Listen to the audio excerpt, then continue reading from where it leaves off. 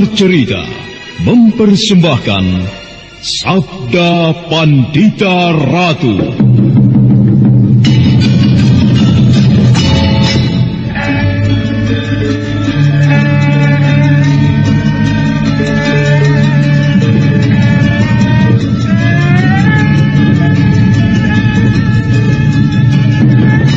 Kureguk anggur Mahadewa, kucicipi madu sabdanya. Bumi ku remas dalam genggamanku, matahari dan rembulan ku telan dalam perutku. Apakah mungkin aku akan menjadi bunga yang bisa kau petik dan kau sunting? Sementara jika layu akan kau campakkan begitu saja, seperti cermin retak yang tak berharga.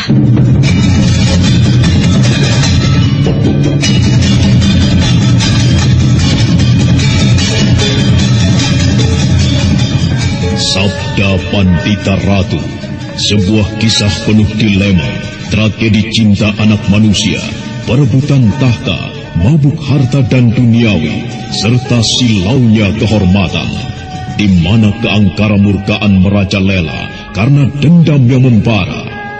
Kisah ini berlatar belakang berdirinya Singasari. Ken Arok, dialah pemuda yang merekuk pahit getirnya kehidupan. Namun sebenarnya, dialah yang harus melaksanakan sabda-sabdanya. Perjalanan sengsaranya adalah awal untuk meraih keberhasilan, untuk menuju kejayaannya di saat Singasari berdiri. Apakah cita-citamu itu, Kenomang? Aku ingin mengubah nasibku. Aku bosan dengan kehidupanku selama ini yang terlunta-lunta, akrab dalam pelukan kemelaratan. Kadangkala aku berangan-angan, aku adalah seorang istri dari Patih. Bahkan lebih gila lagi, aku berangan-angan, andai kata aku adalah seorang permaisuri, maka akan terhapus semua masa silamku, terhapus lenyap, tidak bersisa semua kenangan buruk yang kumiliki. Itulah cita-citaku, Kakang Ken Arok. Bagaimana dengan kau, Kakang? Aku ingin menjadi seorang raja.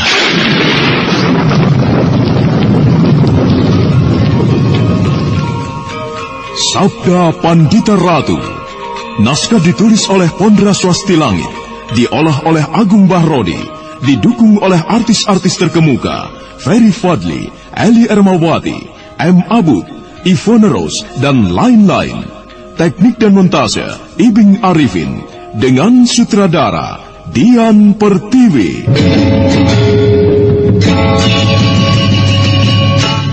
Sabda Pandita Ratu kali ini mengetengahkan episode ke-11 dengan judul Sang Singgasana.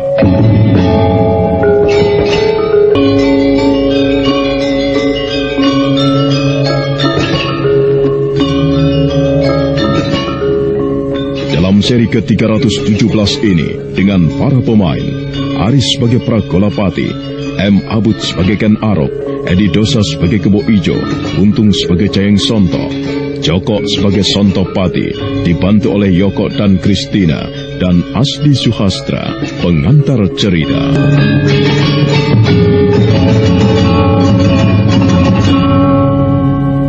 Kedua prajurit yang babak belur dihantam oleh Kebo Ijo segera melaporkan kejadian itu kepada Senopati Pragolapati.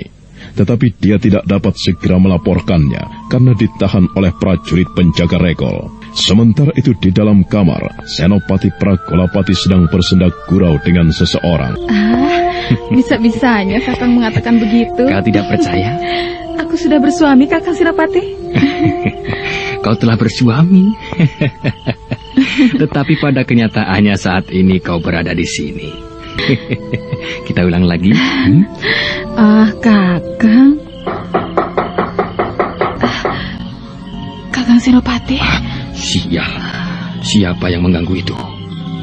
Tidak tahu orang lagi bersenang-senang. Bagaimana, Kakang? Kau tutupi tubuhmu dengan kain itu. Aku akan melihat siapa yang datang. Siapa? Saya, Tuhan. Prajurit penjaga regol. Ada apa? Prajuritku Sontopati dan Jayeng Sonto minta untuk menghadap, Tuhan. Suruh besok pagi. Aku tidak mau diganggu. Tetapi mereka memaksa untuk menghadap sekarang, Tuan. Aku tidak mau diganggu, kau dengar? Akan tetapi mereka babak belur, Tuan. Apa katamu? Mereka babak belur. Nampaknya habis berkelahi. Maaf, Tuan. Mereka memaksa. Maksudmu? Yang meminta menghadap Sontopati dan Jayeng Sonto? Benar, Tuan. Suruh mereka menunggu di pendopo. Aku berpakaian dulu. Baik, Tuan. Pantas saja marah-marah diganggu. Pasti ia sedang melakukan yang begituan.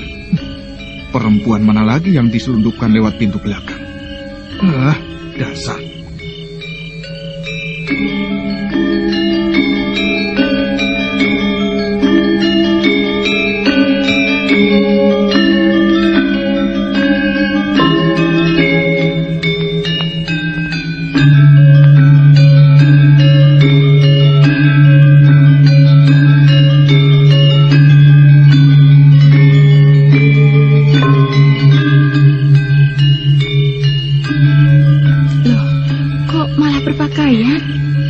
Kakak? Aku ada urusan penting. Lalu, aku bagaimana? Tunggu saja sampai aku kembali. Nanti kita lanjutkan lagi. Besok pagi-pagi sekali, sebelum matahari terbit, kau pulang. Supaya tidak ada orang yang tahu. Kalau kesiangan? Alah.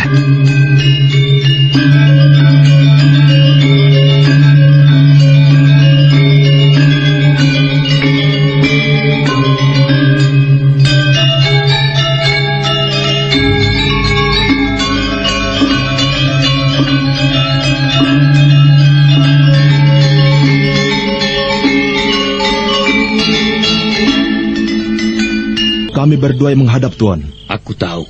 Wajahmu berantakan seperti itu. Siapa yang melakukan? Kebo Ijo, Tuan. Ia mengusir kami berdua. Jadi Kebo Ijo pulang? Benar, Tuan. Bersama Ken Arok? Tidak, Tuan. Lalu Ken Arok tidak terlihat? Ken Arok tidak nampak, Tuan. Kelihatannya Ken Arok tidak ada. Jika Ken Arok ada, tentunya ia akan menampakkan diri. Kenyataannya tidak, Tuan. Lalu kenapa dengan wajahnya yang berantakan seperti itu? Siapa yang melakukan? Kebo Ijo itu, Tuan. Kebo Ijo?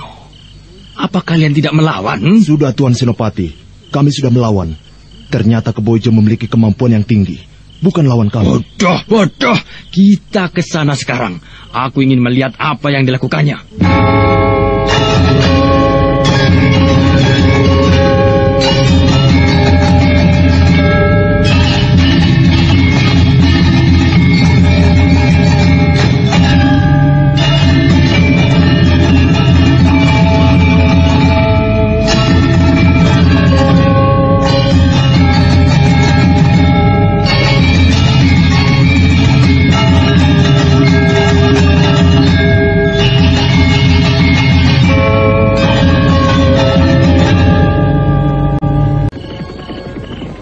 Aku mendengar derap kuda masih jauh. Aku juga mendengarnya. Bagus. Itu berarti ketajaman telingamu benar-benar dapat diandalkan, Kebo Ijo. Nampaknya mereka datang. Bersiaplah. Hadapi Pragolapati itu. Yakinlah bahwa kau menang melawannya. Kau sekarang bukan lagi Kebo Ijo yang dulu. Mengerti? Iya, aku mengerti. Mereka sudah datang. Hadapilah. Dan jangan melibatkan aku. Baik.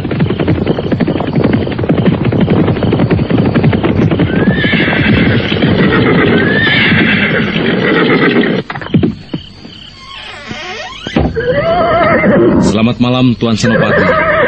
Selamat datang. Aku memang telah memperkirakan bahwa Tuan Senopati akan datang. Itulah sebabnya, demikian aku mendengar kuda-kuda berderap. Tentu Tuan Senopati Pragolapati yang datang. Mengapa kau kembali ke Tumapel, Kebo Ijo?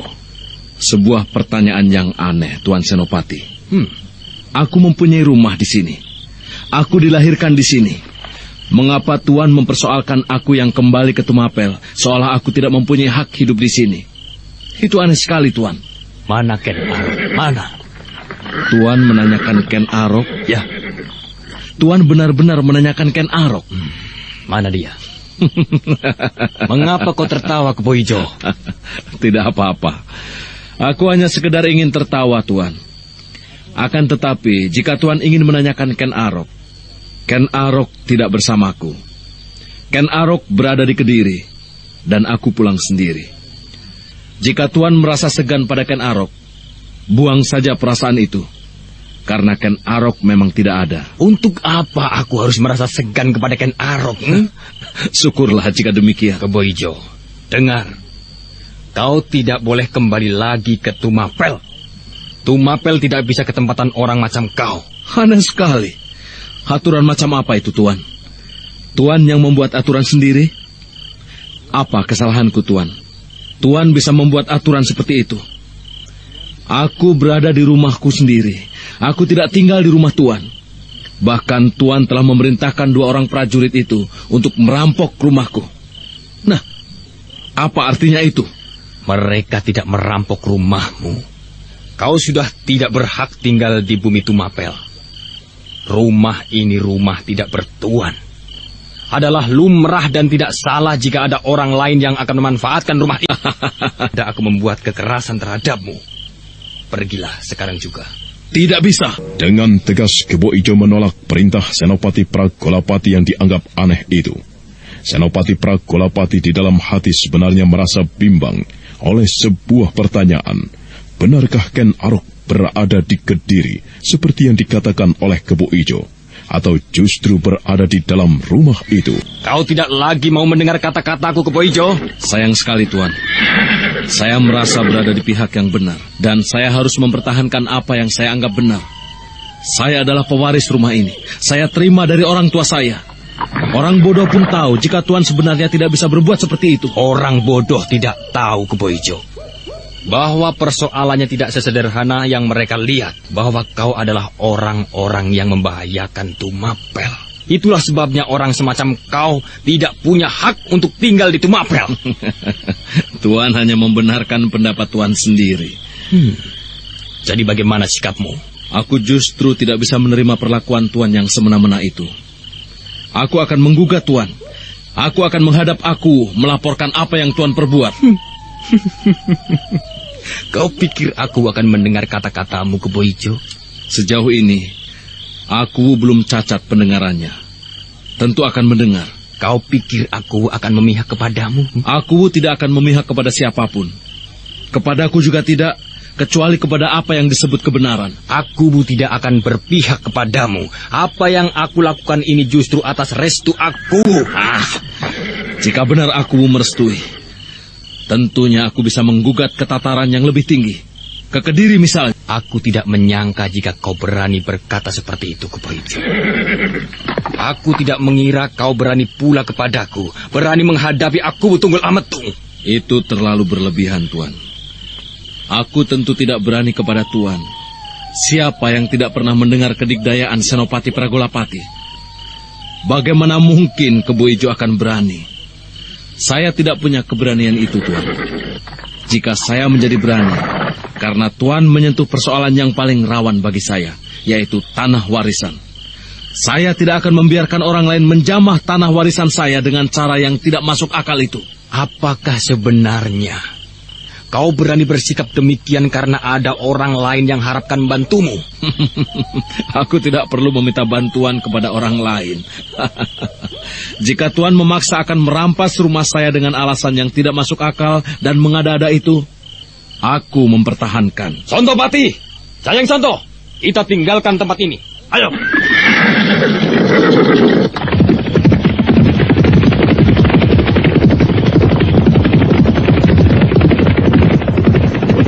Senopati Pragolapati dengan tersungut-sungut meninggalkan rumah Kebo Ijo.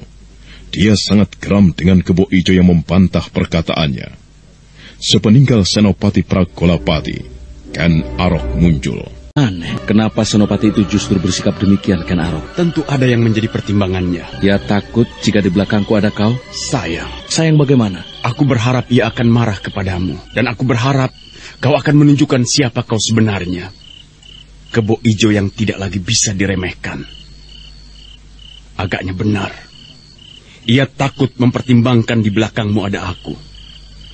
Tetapi masih ada kesempatan. Besok kau harus menunjukkan kepada Pragolapati bahwa ia tidak berarti apa-apa bagimu.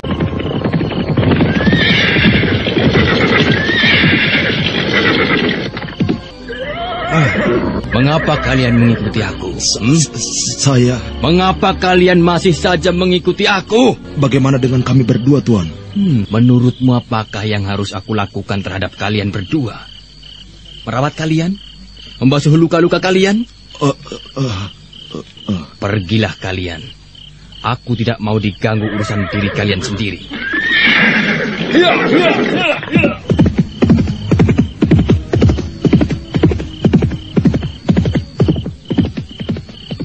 Senopati akan marah kepada Kebo Ijo. Tetapi tidak bisa. Kepada kita lah amarah itu akan dilampiaskan. Sial. Nasib kita selalu sial. Mau dapat rumah tidak jadi. Malah tubuh babak belur begini. Kalau begitu, kemana kita Kakang Jayensonto? Kita kembalikan kuda-kuda ini dulu kepada pemiliknya, yang sedang menjaga regol di rumah Senopati Pragolopati. Setelah itu, kita tidur di barak kita. Besok, urusan besok. Apakah besok kita akan kembali menempati barak yang banyak kepindingnya itu, Kakang? Apa boleh buat? Kita kembali menempati barak yang kotor itu. Dalam hati jika kita mau jujur, sebenarnya kita memang tidak berhak menempati rumah yang bukan milik kita itu. Kau sudah pulang, Kakang? Iya. Apa yang telah terjadi, Kakang? Kalau aku boleh tahu. Kebo Ijo. Aku pernah bercerita tentang Kebo Ijo, bukan? Iya, kenapa? Kebo Ijo pulang. Ia akan menimbulkan kesulitan bagi Tumapel. Aku yakin di belakang Kebo Ijo pasti berdiri Ken Arok, orang yang membuat perutku mual itu. Jangan terlampau dipikirkan, Kakang. Jangan terlampau dipikirkan bagaimana. Sekarang ada aku di sampingmu.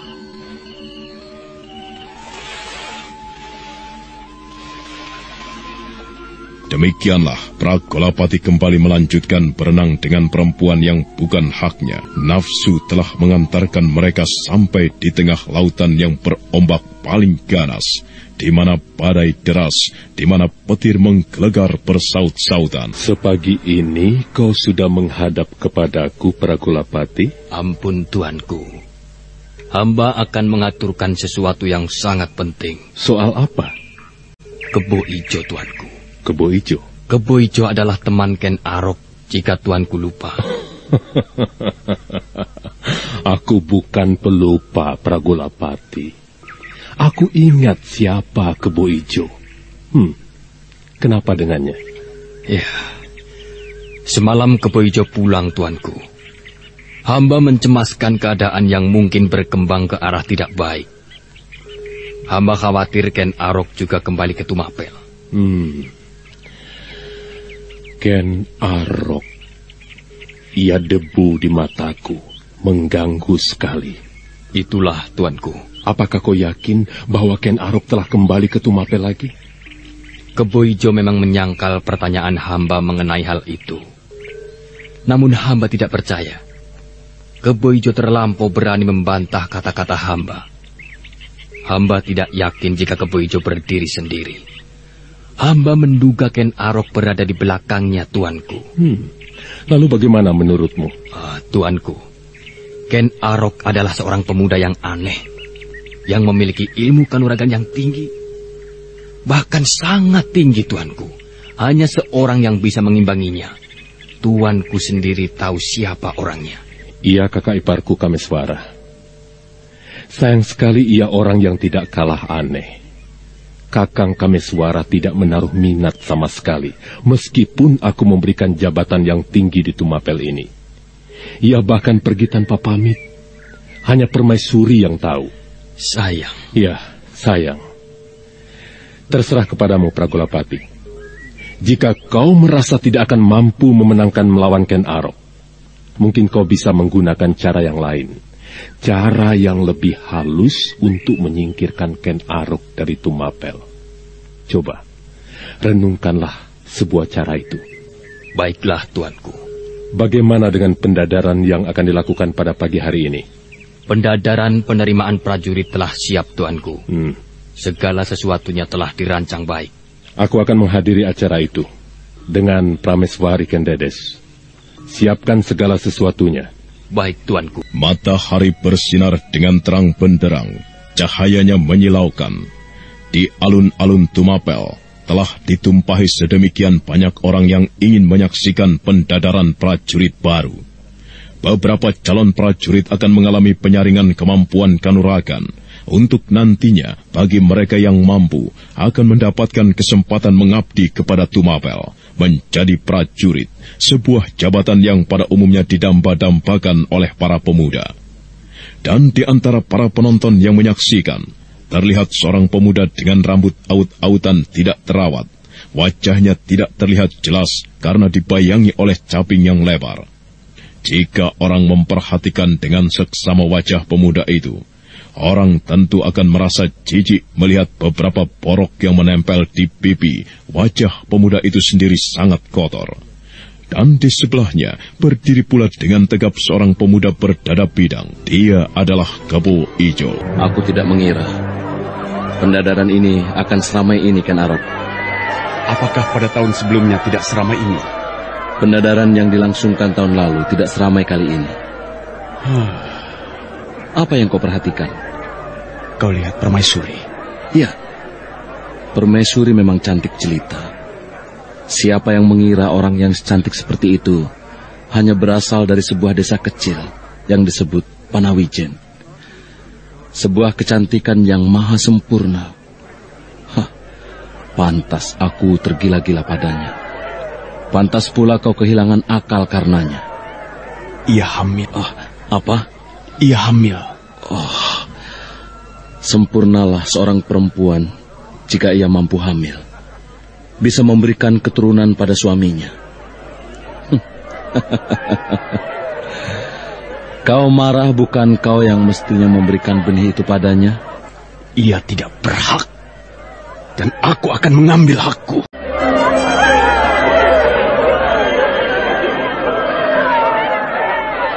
Pendadaran prajurit berlangsung dengan sangat meriah. Beberapa calon prajurit yang diadu dengan sesama calon mendapat tepukan yang meriah dari para penonton. Namun sementara itu, adalah Putri Ken Dedes yang menebarkan pandangan matanya tiba-tiba tertegun ketika bertatapan dengan sepasang mata yang memandangnya pula. Mata yang berkilat-kilat. Dia ada di sini. Jiwa Ken Dedes bergetar menatap pemilik mata yang bagaikan menyimpan pesona itu. Sebuah pesona yang ternyata membuatnya cemas. Ken Aroklah pemilik mata itu segera bergegas membaurkan diri di antara penonton ketika menyadari Ken Dedes terkejut melihatnya. Ada apa, Permaisuri? Kau tidak tahan menyaksikan calon prajurit yang berkelahi itu? Tidak, tuanku. Kalau begitu ada apa? Kau seperti terkejut. Tidak apa-apa, tuanku. Kalau kau tidak senang menyaksikan tontonan ini, mungkin kau panik melihat penonton yang sedemikian banyak bersorak-sorai. Prajurit akan mengawalmu untuk kembali ke dalam istana. Bagaimana, Ken Dedes? Tidak, tuanku. Hamba masih akan bertahan. Mungkin akan berpengaruh pada bayimu. Bukankah tuanku sendiri mengatakan, menyaksikan tontonan ini akan membuat bayi hamba nantinya menjadi calon aku yang gagah perwira? Baiklah, Ken Dedes.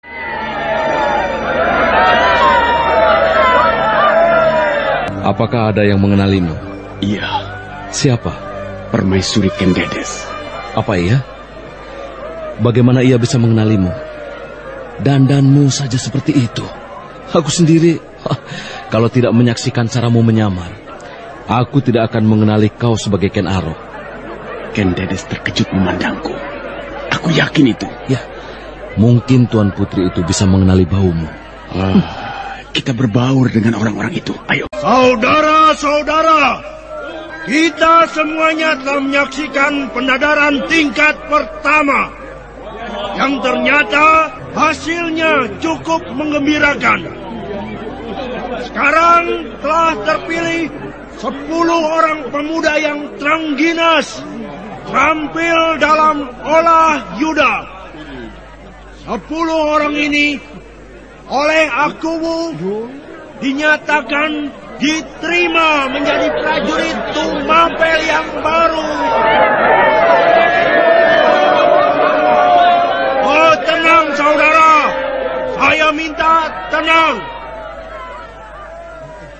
Sebenarnya masih dibutuhkan lebih banyak prajurit lagi.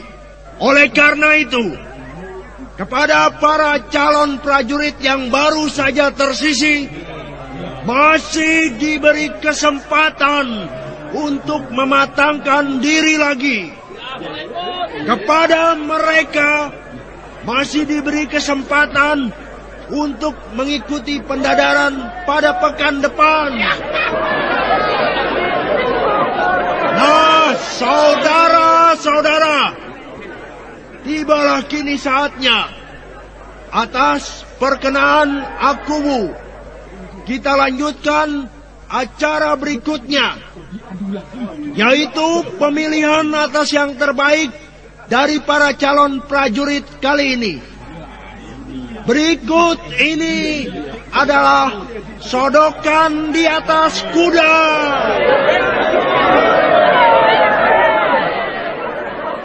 Ternyata acara itu adalah acara yang lebih menarik dari acara sebelumnya.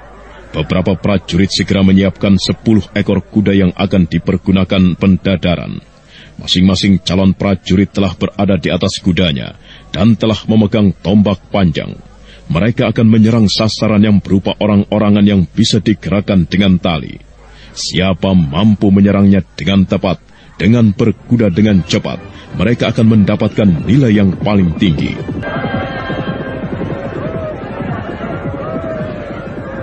Kebo Ijo, Bagaimana, Kenaro? sekaranglah saatnya kau tampil. Apa yang harus aku lakukan? Tunjukkan bahwa kaulah yang terbaik. Harap tenang, harap tenang. Saudara-saudara, kita semua telah menyaksikan sebuah keterampilan yang bagus dari para calon prajurit. Dan kita semua telah menilai bahwa Damar Ayunlah pemenangnya. Hidup Damar Ayun! Hidup Damar Ayun! Hidup Damar Ayun! Hidup aku! Maka demikianlah calon prajurit yang akan diwisuda itu mendapatkan tepukan yang meriah. Beberapa prajurit kemudian menyiapkan segala sesuatu yang berkenaan dengan wisuda yang di luar rencana, karena ternyata aku berkenan mewisuda mereka di saat itu pula. Padahal di saat-saat pendadaran sebelumnya, hal yang demikian tidak pernah terjadi. Wisuda akan segera dimulai, namun tiba-tiba... Tunggu! Tunggu! Siapa kau? Namaku Kebo Ijo. Aku ingin ikut pendadaran. Apa yang dilakukan oleh Kebo Ijo ternyata mengejutkan semua orang.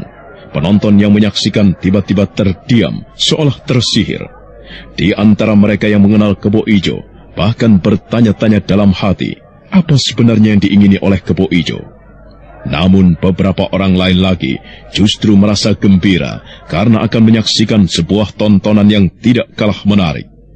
Pragolapati yang duduk di dekat aku di antara tamu kehormatan segera berdiri menghampiri Pranatacara. Biar aku yang mengambil alih persoalan ini. Baik, silakan Tuan Senopati Pragolapati. Kebo Ijo, Saya, Tuan. apa maksudmu mengacau acara pendadaran penerimaan prajurit baru ini? Maaf, Tuan. Saya tidak bermaksud mengacau. Sungguh, saya hanya bermaksud ikut pendadaran ini. Hanya itu saja. Mengapa kau tidak mengikuti dari awal? Saya bangun kesiangan, Tuan. Dan saya kira Tuan tahu mengapa saya sampai bangun kesiangan. Para penonton, semuanya tenang. Di hadapan kalian bukan hanya Kebo Ijo, seekor kerbau yang bodoh ini, tetapi ada tuanku Akuwu dan Permaisuri. Kalian tidak boleh berbuat kurang ajar bersorak-sorai seperti itu. Aku minta diam semuanya. Nah, Kebo Ijo, ulangi kata-katamu. Apa yang kau inginkan sebenarnya? Saya minta maaf. Saya berminat sekali untuk mendarma baktikan diri kepada Tumapel, menjunjung nama besar Tumapel, dan mengabdi pada tuanku Akuwu. Saya yakin semua orang yang merasa mencintai Tumapel mempunyai hak untuk itu. Pendadaran telah berakhir, Kebo Ijo. Dan lagi, apa yang akan kau andalkan untuk mengikuti pendadaran ini? Saya minta diuji, Tuan. Kalau perlu, tidak hanya prajurit yang terpilih yang paling menonjol itu yang saya minta diadu dengan saya. Tetapi, saya ingin mendapat kesempatan. Tuan sendirilah nanti yang akan menguji saya. Maaf, Tuan. Orang itu terlalu sombong dan hamba rasakan telah mencoreng wajah hamba. Hamba tidak bisa menerima. Apa yang akan kau lakukan, Damar Ayun? Tidak perlu Tuan yang turun tangan menghukum kelancangannya. Biarlah hamba yang akan mewakili Tuan untuk menutup kelancangan mulutnya. Aku bisa mengerti hatimu tersinggung, Damar Ayun. Di hadapan sedemikian banyak orang harga dirimu telah dilecehkan. Aku beri kesempatan kepadamu untuk membersihkan diri. Terima kasih, Tuan. Hei, orang yang tidak tahu diri. Aku Damar Ayun, dari perguruan Jatiraga. Tidak akan membiarkanmu menghinaku. Nah, bersiaplah. Aku tidak mau disebut pengecut dan licik untuk membiarkan apa yang kau perbuat. Jangan marah, Kisanak Damar Ayun. Sebenarnya aku tidak bermaksud jelek padamu. Apa yang aku lakukan semata-mata karena dorongan untuk mengikuti pendadaran ini. Persetan denganmu. Nah, bersiaplah. Baik, aku telah siap. Iya!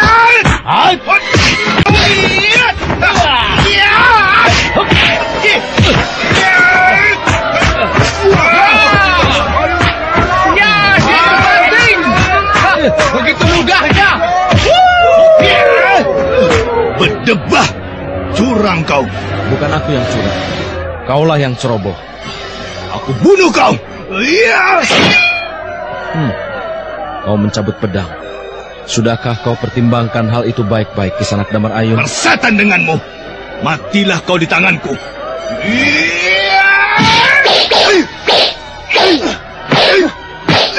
Damar Ayun yang merasa dipermalukan itu menyerang Kebo Ijo sejadi-jadinya. Padangnya berkelebat ke sana kemari.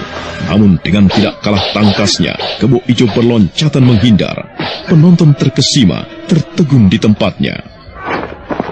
Aku bunuh kau keparat. Aku bunuh kau. Iya. Jangan menghindar kau. Sayang bukan main. Itu Kebo Ijo. Ia kawan bermainku sewaktu masih anak-anak. Aku mengenalnya. Aku mengira aku telah mengenal sampai sedalam-dalamnya. Tetapi aku tidak pernah menduga bahwa ternyata ia mempunyai kemampuan kanuraganya yang sedemikian lincahnya. Tidak masuk akal. Mungkin Kebo Ijo itu baru saja berguru. Iya, mungkin ia baru saja berguru. Lihat, meski ia bertanya kosong, tetapi ternyata yang bernama Damar Ayun itulah yang justru repot.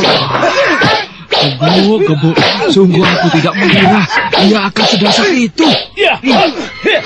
Perang tanding dengan awal yang aneh itu terus meningkat. Kebo Ijo semakin menunjukkan kemampuan-kemampuannya yang tidak terduga. Dan dengan gencarnya, meski tidak bersenjata, dia menyerang Damar Ayun hingga kewalahan. Dan kemudian... Kau kalah, Damar Ayun. Lihatlah, pedangmu berhasil aku rampas. Aku telah mengalahkannya, Tuan Senopati. Apakah aku masih belum dianggap pantas untuk diterima sebagai prajurit Tumapel? Aku mengira kau tidak bermaksud mengikuti pendadaran prajurit Tumapel, Kebo Ijo. Akan tetapi kau tentu bermaksud mengacau. Sama sekali tidak. Saya benar-benar ingin menjadi prajurit. Untuk itu segala cara telah saya tempuh. Saya telah mengalahkan prajurit terpilih Damar Ayun. Dan saya siap diadu dengan prajurit yang berkemampuan lebih tinggi. Bahkan jika mungkin, agar meyakinkan, saya merasa senang sekali jika Tuan sendiri berkenan menguji Kebo Ijo. Kebo Ijo, aku terima tantanganmu. Persoalan yang kau hadapi bukan lagi persoalan pendadaran dan keinginanmu menjadi prajurit Tumapel. Akan tetapi persoalan harga diriku, Senopati Pragolapati. Jangan sesali jika kau akan terkapar di tempat ini. Maka demikianlah, pendadaran itu berubah arah justru menjadi tontonan yang menarik. Senopati Pragolapati segera melangkah ke arena. Dan dengan tidak kalah gagahnya, Kebo Ijo juga menuju ke dalam gawar kenteng, tali batas kalangan. Perhatian penonton, perhatian segenap prajurit, bahkan perhatian aku bersama permaisuri, seperti tersihir. Tidak seorang pun yang terlihat berbicara, kecuali justru gemuruh di dalam hati. Aku lihat betapa sombongnya kau, Kebo Ijo. Sebenarnya, aku tidak bermaksud menyombongkan diri. Mungkin Tuan menganggap Kebo Ijo adalah orang yang sombong. Tetapi aku percaya, orang lain pasti ada yang mengatakan, betapa lembah manahnya Kebo Ijo. Keparat. Paling tidak, Tuan. Dengan cara ini, aku bermaksud menunjukkan pada Tuan untuk tidak berbuat semena-mena dengan merampas rumah orang misalnya. Tutup mulutmu, tutup! Tuan takut kalau aku membeberkan peristiwa semalam di hadapan aku dan di hadapan sekian banyak orang ini. Aku robek mulutmu, Kebo Ijo!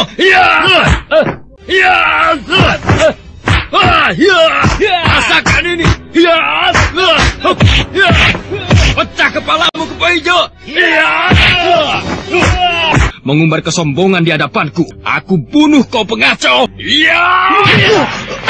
Yang terjadi kemudian adalah perkelahian yang sangat dahsyat. Senopati Pragolapati menyerang Kebo Ijo bagaikan banjir bandang, seolah ombak yang bergulung-gulung menghajar karang yang angkuh di tepian. Namun Kebo Ijo benar-benar mengagumkan dan mengejutkan, membuat semua orang yang pernah mengenalnya terkesima. Ternyata Kebo Ijo menjadi batu karang yang sangat kokoh, yang tidak tergoyahkan meski ombak menghajarnya. Dengan mantap Kebo Ijo melayani Pragolapati, mengimbangi semua gerakannya. Matahari telah tepat berada di atas kepala, memeras keringat mereka yang berlaga. Tubuh Kebo Ijo dan Pragolapati basah kuyup karenanya. Waktu yang berlalu lewat dengan derasnya, serasa tidak peduli dengan siapapun dan dengan apapun juga. Dan ketika Pragolapati merasa tidak segera dapat mengalahkannya, dia segera meloncat mundur.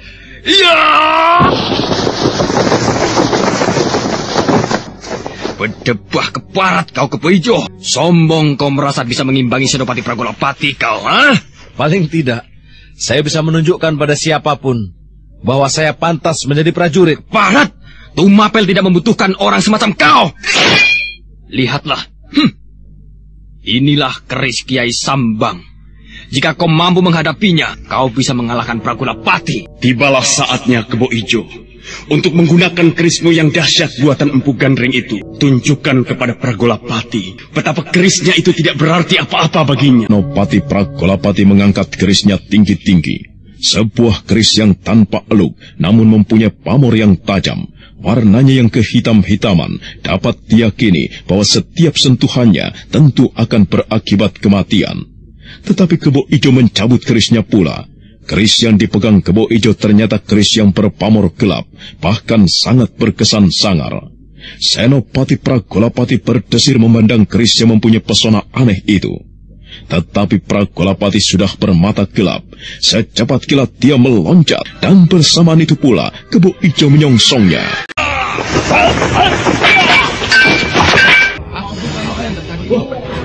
Siapa yang main? Siapa yang kalah itu? Jadi dua. Maaf Tuan, jika Tuan harus melihat kenyataan yang pahit. Ternyata keris Tuan kalah oleh kerisku. Keris Tuan terpotong menjadi dua. Keris Tuan bukan lawan keris Empu Gandring. Keris Empu Gandring? Iya, inilah keris Empu Gandring.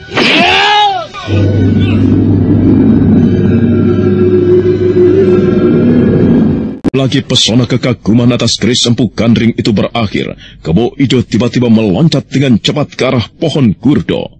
Keris itu menancap dengan deras. Perhatian semua orang kemudian tertuju pada keris yang tiba-tiba mengepulkan asap itu. Beberapa saat kemudian, pohon gurdo itu bergetar.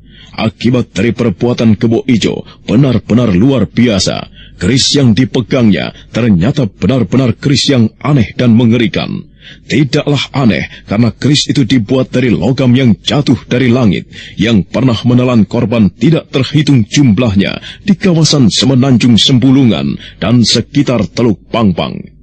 Dan tak lama kemudian, daun-daun dari pohon itu menjadi layu, bahkan dengan cepat mengering dan kemudian berjatuhan. Keris itu ternyata telah membuat pohon gurdo itu menjadi kering sama sekali. Tuan Senopati Pragolapati, Tuan telah mengukur kemampuanku. Inilah Kebo Ijo yang sebenarnya. Nah, ternyata aku mampu mengimbangi Tuan sekarang. Sekarang apakah Tuan masih menganggap Kebo Ijo tidak pantas menjadi prajurit Tumapel? Kau tetap tidak pantas menjadi prajurit Kebo Ijo. Ampun Tuanku.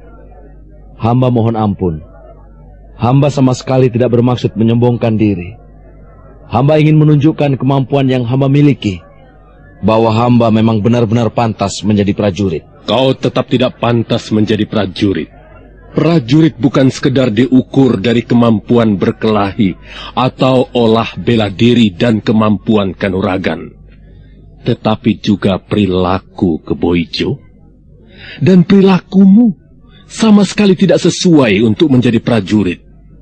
Itulah sebabnya, meski kau berhasil menunjukkan kemampuanmu yang luar biasa, akan tetapi aku pribadi menilai kau orang yang sombong, yang tidak pantas menjadi prajurit. Nah, sebelum aku mengulanginya lagi,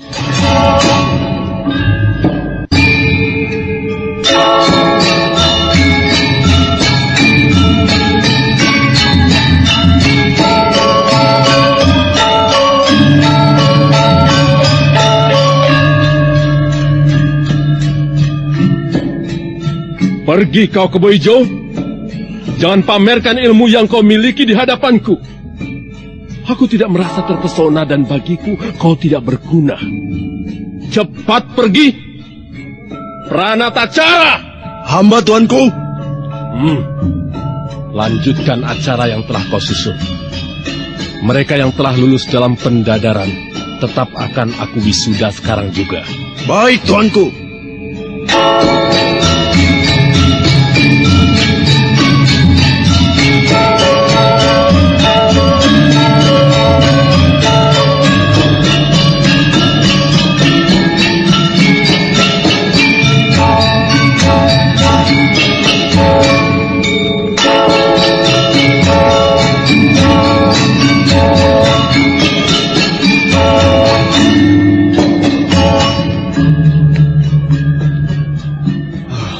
Sungguh sulit dipercaya.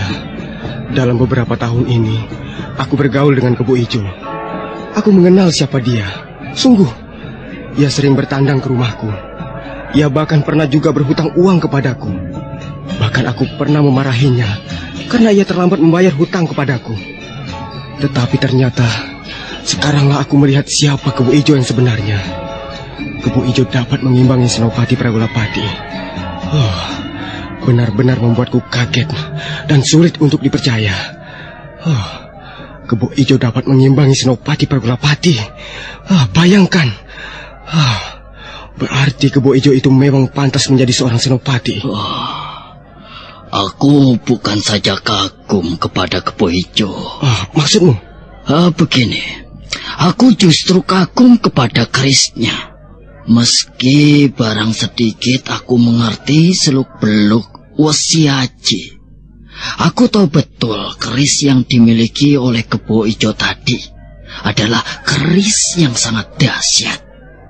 Keris yang dimiliki Senopati Pragolapati tadi, apa namanya, Kang? Nah, keris itu namanya keris Kiai Sambang. Nah, keris Kiai Sambang, keris itu terpotong menjadi dua. Dan ketika keris itu ditancapkan pada pohon gurdo, pohon itu layu seketika. Batangnya mengering dengan cepat. Ya, Kebo Ijo boleh dahsyat, Kebo Ijo boleh mengagetkan. Akan tetapi keris yang dipegangnya benar-benar jauh lebih mengagetkan. Iya, Kebo Ijo menyebut keris itu buatan Empu Gandring. Keris yang luar biasa. Rasa-rasanya aku ingin sekali melihat keris itu dari dekat. Bukankah kau adalah kawan akrabnya? Ajaklah aku ke rumahnya untuk berbicara, ya basa-basi saja. Siapa tahu ia mau menunjukkan kerisnya itu kepadaku. Dan siapa tahu ia butuh uang dan mau menjualnya kepadaku. Bagaimana? Alah, kalau ia memang bermaksud menjualnya, aku pun mau membelinya. Akan tetapi aku mau membelinya lebih mahal. Aku akan membayar lebih mahal dari penawaranmu. Dan aku akan membayar lebih mahal juga dari penawaranmu. Kau ini, Kebo Ijo belum tentu menjual kerisnya.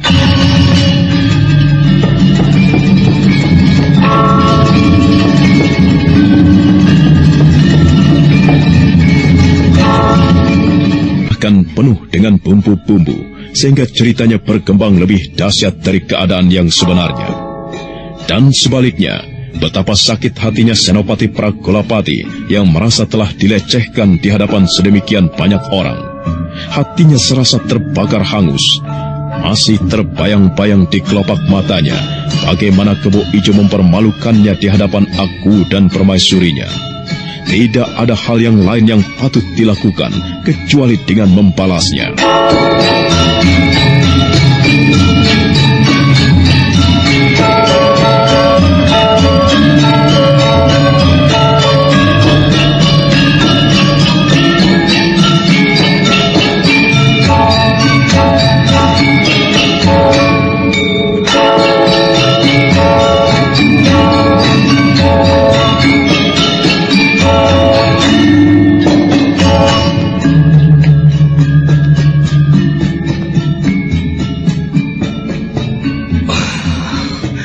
Aku tidak terima.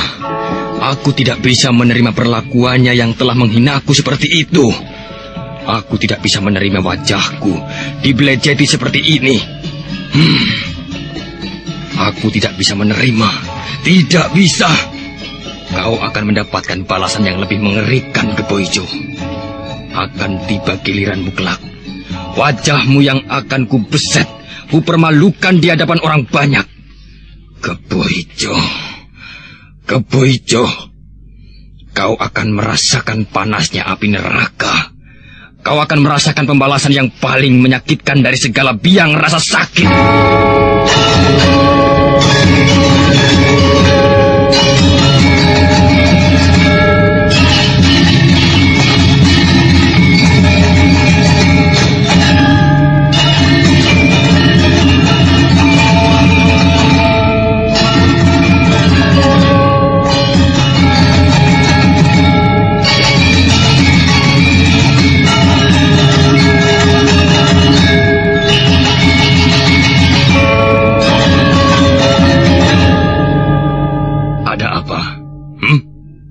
Saya mendapat perintah dari Akuwu untuk memanggil Tuan.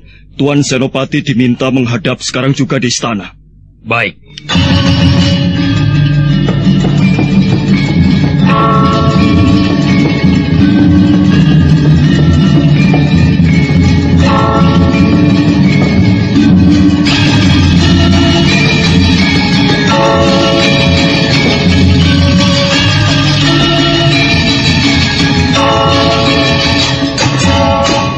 Senopati Pragolapati yang dibakar kemarahan itu kemudian segera bergegas menghadap Akuwu diiringi prajurit yang menjemputnya. Ternyata Akuwu, Tunggul Amatung dan Permaisuri telah menunggu di dalam jene. Pragolapati segera menghaturkan sembah dan kemudian duduk bersila di hamparan babut. Pragolapati, hamba tuanku. Bagaimana pendapatmu dengan apa yang telah terjadi di alun-alun tadi? Hamba merasa sangat sakit, tuanku. Sangat sakit. Hamba telah dipermalukan oleh orang sombong Kebo Ijo yang tidak tahu diri itu. Hamba merasa kulit wajah hamba menjadi setebal dinding. Ya, aku bisa mengerti, Pragolapati, jika kau merasa terbakar. Dan apakah yang akan kau lakukan itu? Hamba sedang mencari cara untuk melumatkannya, tuanku. Menghabisinya. Dan sudahkah hal itu kau pertimbangkan? Apakah kau tidak melihat hal-hal yang aneh di balik peristiwa itu, Pragolapati? Kebo Ijo ternyata mempunyai kemampuan kanuragan yang tinggi sekali, setinggi kau sendiri. Tidakkah itu menumbuhkan pertanyaan, mengapa Kebo Ijo bisa melakukan? Ya, Kebo Ijo ternyata orang yang culas, tuanku. Bisa jadi selama ini ia memang tidak pernah menunjukkan siapa dirinya yang sebenarnya. Dan menunggu saat yang tepat. Kebo Ijo telah mempergunakan saat yang tepat untuk membuka diri. Kesalahannya adalah ia telah melecehkan hamba. Lebih jauh dari itu ia telah melecehkan Paduka, tuanku Akuwu. Iya. Ketahuilah, Senopati Pragolapati, bahwa Permaisuri melihat di antara para penonton yang menyaksikan terdapat Ken Arok. Benarkah, tuanku? Aku sendiri tidak melihat, Pragolapati. Tetapi tanyakan sendiri pada Permaisuri. Bagaimana Tuan Putri? Aku melihatnya, Senopati. Ia ada di antara penonton. Hamba telah meneliti para penonton itu, Tuan Putri. Hamba tidak melihat Ken Arok itu ada di antara penonton. Aku melihatnya. Aku yakin. Bagaimana Tuan Putri bisa yakin? Ia memakai caping yang lebar. Satu-satunya penonton yang memakai caping lebar. Satu-satunya penonton yang memakai caping. Hamba melihat orang itu, Tuan Putri. Hamba yakin bukan. Orang bercaping itu bukan Ken Arok. Ia Ken Arok. Jika ia berubah di pandangan matamu, tentu karena ia menyamar. Wajahnya memang berubah. Pada pipinya terdapat luka dan borok. Tetapi tatapan matanya, tatapan mata yang bercahaya, yang puas, hanya Ken Arok yang memilikinya. Aku melihat tatapan mata itu padanya. Aku yakin, orang itu ada di antara penonton, Senopati. Pragolapati, hamba tuanku. Carilah cara untuk menguasai mereka. Kebo Ijo justru bukan persoalan bagiku. Apalah yang bisa hamba lakukan, tuanku? Jika orang yang harus hamba hadapi adalah Ken Arok yang mempunyai kelicikan dan perilaku tidak terduga. Bahkan sebenarnya, tuankulah yang benar-benar tahu siapa orang yang mampu menghadapinya. Iya, tetapi sayang Pragolapati, orang itu tidak ada di sini. Permaisuri, jika kau tahu, katakanlah, di mana kakang angkatmu itu berada. Hanya ia yang dapat meredam segala perbuatan Ken Arok. Ampun tuanku, hamba tidak mengetahui kemana kakang kami Suara pergi, di mana ia berada. Kakang kami Suara adalah angin. Ia tidak punya rumah. Ia selalu berjalan. Hamba tidak tahu, tuanku. Beberapa hari lewat, tetapi yang beberapa hari itu telah menghangatkan Tumapel dengan berbagai hal. Kebo Ijo semakin terkenal pada semua orang yang berminat untuk melihat dan mengagumi. Kebo Ijo tidak segan-segan memamerkan keris pusakanya yang luar biasa. Keris yang maha dahsyat, keris buatan Empu Gandring. Bahkan Kebo Ijo semakin jauh hanyut. Dia pun tidak segan-segan memamerkan kemampuan kanuragannya kepada orang yang berminat mengetahui ketinggian ilmunya. Sedangkan Pragolapati yang mendengar semua itu menjadi semakin panas. Bagaimana perasaanmu, Kebo Ijo? Perasaan yang mana? Nampaknya orang-orang di seluruh Tumapel mulai dari lapisan rendah hingga kalangan prajurit sibuk membicarakanmu, mengagumimu. Iya, aku senang. Orang-orang menjadi segan padaku. Mereka yang dulu meremehkan aku, kemudian tidak berani berbuat macam-macam lagi. Semua orang membuatku senang. Orang-orang juga sibuk mengagumi keris yang aku miliki. Bagus. Memang itu yang aku harapkan. Akan tetapi Ken Arok, aku menjadi penasaran. Apa sebenarnya pamrih yang kau kehendaki dari semua apa yang telah aku lakukan ini? Kau akan tahu. Tidak lama lagi. Kau akan segera tahu apakah peranan. Kebo Ijo memang merasa penasaran.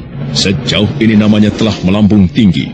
Tetapi Ken Arok justru tidak pernah menampakkan diri.